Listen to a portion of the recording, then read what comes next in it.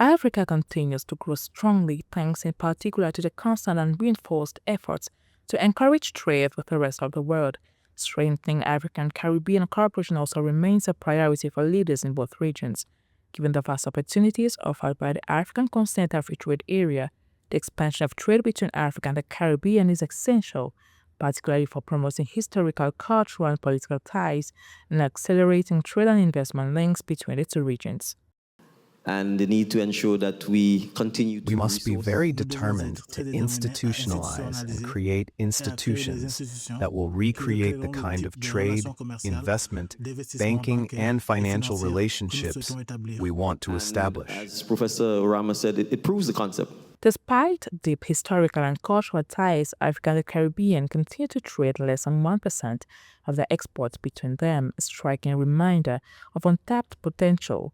The 4th African Caribbean Trade and Investment Forum ACTIF 2025, held on July 28 and 29, 2025 in Grenada, marked a significant step towards creating great economic integration between Africa and the Caribbean in the context of growing global uncertainty.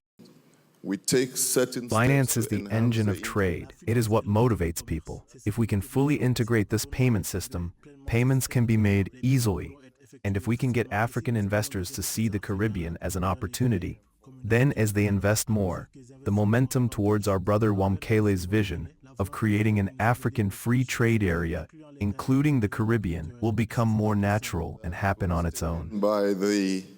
Among the main resolutions adopted by the two parties are commitments such as a feasibility study for a Caribbean Investment and Money Transfer Bank EXIM, the launch of a $250 million Green Resilience and Sustainability Fund, and the Caribbean Payment and Settlement PAPS project inspired by the African PAPS, which will enable real-time cross-border transactions in local currencies. It should be noted that the 2024 edition of ACTIF held in the Bahamas was a resounding success, resulting in the signing of more than 15 agreements and a memorandum of understanding worth more than $4 billion. Whether it be road infrastructure or electronic infrastructure, all of these infrastructures must contribute to the blossoming of the African and Caribbean economies. From now on, we must no longer talk only about Africa as a continent, but also about the Caribbean as the 6th region of Africa, which is of the utmost interest to us. Conventions and memoranda of understanding were also established during the forum to strengthen and intensify collaboration between the two regions. In their conclusions, regional leaders promised not to settle for a simple exchange, but to put in place institutional structures to ensure progress and usher in a new era of Pan-African and Afro-Caribbean economic sovereignty.